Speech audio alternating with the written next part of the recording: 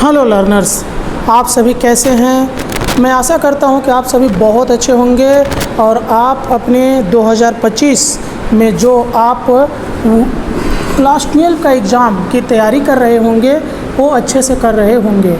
यदि किसी भी स्टूडेंट को ट्यूशन पढ़ने में बहुत असुविधा हो रहा है तो आप मेरे चैनल से पढ़ सकते हैं। मैं लगातार आपको प्रत्येक दिन वीडियो अपलोड करते रहता हूं। अभी मैं पॉलिटिकल साइंस का सीरीज़ लेकर चल रहा हूं। मैं इसके पहले ही बहुत सारे पॉलिटिकल साइंस के ऊपर वीडियो बनाया हूं, जिसमें लॉन्ग क्वेश्चन के ऊपर वीडियो बना है, MCQ के ऊपर वीडियो बना है, ACQ के ऊपर वीडियो बना है और आज मैं एक लॉन्ग क्वेश्चन लेकर आया हूं। ये क्वेश्चन बहुत ही इम्पोर्टेंट है 2025 एग्ज़ाम के लिए। यदि आप इसका PDF भी चाहते हैं, पॉलिटिकल साइंस के संपूर्ण PDF, तो इस वीडियो के डिस्क्रिप्शन में मेरा WhatsApp नंबर दिया हुआ है, आप वहां से मेरे से जुड़ सकते हैं। वहीं पर आपको PDF प्रोवाइड किया जाएगा कुछ कंडीशन के साथ। तो आज का जो क्वेश्चन है काफ़ी इम्पोर्टेंट है और आज का जो मेरा क्वेश्चन है कि भारतवर्ष में लोक अदालत की बनावट तथा कार्यों का संक्षिप्त में विश्लेषण करें। लोक अदालत के बारे में यदि मैं आपको बता दूं ना, तो लोक अदालत का जो पावर है ना, सुप्रीम कोर्ट से भी ज़्यादा पावरफुल है ये लोक अदालत। लोक अदालत में जो फैसला हो जाता है, आप लोक अदालत के विरुद्ध में किसी भी अदालत में आप अपील नहीं कर सकते हैं। आप जानते हैं कि हमारे देश का जो सर्वश्रेष्ठ अदालत है, सर्वोच्च अदालत है, वो है सुप्रीम कोर्ट। और आप सुप्रीम कोर्ट में भी जाकर लोक अदालत के फैसले के विरुद्ध में अपील नहीं कर सकते हैं। तो आप समझ पा रहे हैं कि लोक अदालत कितना पावरफुल और कितना महत्वपूर्ण एक संस्था है हमारे भारतवर्ष में। तो आज हम इसी लोक अदालत के बारे में जानेंगे, जो काफ़ी इम्पोर्टेंट लॉन्ग क्वेश्चन बनने जा रहा है 2025 के एग्ज़ाम के लिए। चलिए देख लीजिए। तो लोक अदालत की स्थापना मैं आपको पहले ही बता दूं, ये जो है एक हैंड रिटेन नोट्स है, इसमें हो सकता है कहीं कहीं पर स्पेलिंग को लेकर त्रुटियां होगी, तो आप इसे इग्नोर करिएगा। लोक अदालत की स्थापना लीगल सर्विसेज अथॉरिटीज़ एक्ट 1987 के पारित होने के बाद हुई। लोक अदालत एक आंदोलन है। इसका मुख्य उद्देश्य है, एक नंबर देखिए, अनेक अदालतों में बहुत दिनों से लंबित मुकदमों को निपटाकर अदालतों के बोझ को कम करना। 2 नंबर है, जिन लोगों के मुकदमे लंबे समय से पड़े हुए हैं उनको राहत देना। 3 नंबर, कम खर्च में मुकदमों को निपटाना। 4 नंबर, अदालत के बाहर मुकदमों को निपटाने का प्रयास करना। आगे देखिए, लोक अदालत का गठन, यानी लोक अदालत बना कैसे है।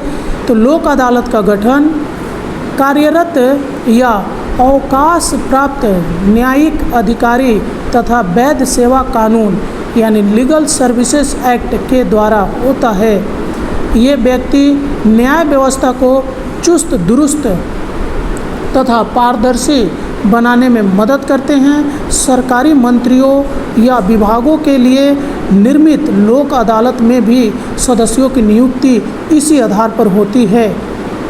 आगे देख लीजिए, लोक अदालत का स्वभाव एवं न्याय क्षेत्र।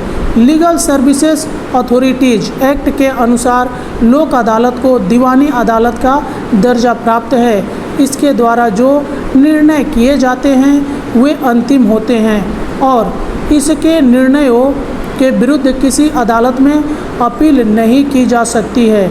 लोक अदालतें विभिन्न प्रकार के विवादों को निपटाने का काम करती है, जैसे नौकरी संबंधी, मोटर दुर्घटना तथा कुछ फौजदारी मुकदमे। मंत्रियों एवं विभागों को प्रत्येक विभाग में लोक अदालत के गठन का विभागों के लिए स्थापित लोक अदालत सरकार एवं उसके कर्मचारियों के विवादों को सुलझाने का काम करती है। सन 1999 ईस्वी में दिल्ली उच्च न्यायालय ने सभी मंत्रियों एवं विभागों को प्रत्येक विभाग में लोक अदालत के गठन का आदेश दिया था। ध्यान दीजिएगा। आगे लोक अदालत का कार्यप्रणाली लोक अदालत का कार्यप्रणाली को ध्यान से समझिए।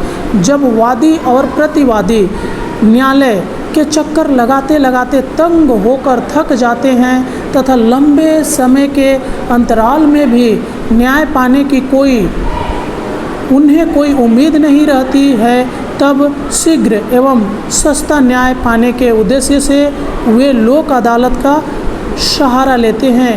लोक अदालत सौहार्द्रता के आधार पर वादी और प्रतिवादी के बीच समझौता करता है। लोक अदालत अपनी न्यायिक प्रक्रिया दीवानी अदालत की कार्यप्रणाली के समान शुरू करता है। आगे देखिए लोक अदालतों का महत्व यानी इम्पोर्टेंस ऑफ लोक अदालत। लोक अदालत के कार्यों की देश के प्रत्येक भाग में प्रशंसा हुई है। लोक अदालत के महत्व को निम्नलिखित रूपों में व्यक्त कर सकते हैं। 1 नंबर ध्यान दीजिएगा, लोक अदालत वादी प्रतिवादी के बीच समझौता कराने का प्रयत्न करती है। यहाँ दोनों पक्ष यह समझाते हैं कि यानी लोक अदालत दोनों पक्ष को यह समझाते हैं कि उनके साथ न्याय हुआ है। लोक अदालत सौहार्द्रता का वातावरण तैयार करती है। लोक अदालत शीघ्र एवं सस्ता न्याय प्रदान करती है। यहाँ कोई भी व्यक्ति अपने मामले को सादे प्रार्थना पत्र या फॉर्म भरकर लोक अदालत के समक्ष प्रस्तुत कर सकता है। इसमें किसी पक्ष को किसी प्रकार का खर्च नहीं करना होता है, अतः यह न्याय प्रणाली गरीबों को न्याय प्रदान करने में बहुत सहायक होती है। 3 नंबर लोक अदालत के फैसले पर दोनों पक्षों की सहमति होती है। इसके निर्णय बाध्यकारी और अंतिम होते हैं। इसके निर्णय के विरुद्ध किसी भी अदालत में ध्यान दीजिएगा, इसके निर्णय के विरुद्ध किसी भी अदालत में अपील नहीं की जा सकती है। इसमें व्यक्तियों को न्यायालय का चक्कर काटने से मुक्ति मिल जाती है। आगे देखिए लोक अदालत उन विवादों के विषय में भी निर्णय पास कर सकती है जिनके संबंध में किसी भी अदालत में मुकदमा न चल रहा हो। मुकदमे के कोई भी पक्ष लोक अदालत के सामने अपने विवाद को सुलझाने के लिए प्रार्थना कर सकता है। गरीब आदमी सभी को गरीब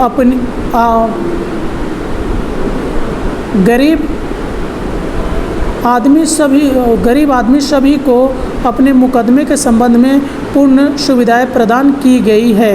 अब निष्कर्ष देख लीजिए कि लोक अदालतों का सबसे बड़ा गुण निःशुल्क तथा त्वरित न्याय है। ये विवादों के निपटारे का वैकल्पिक माध्यम है।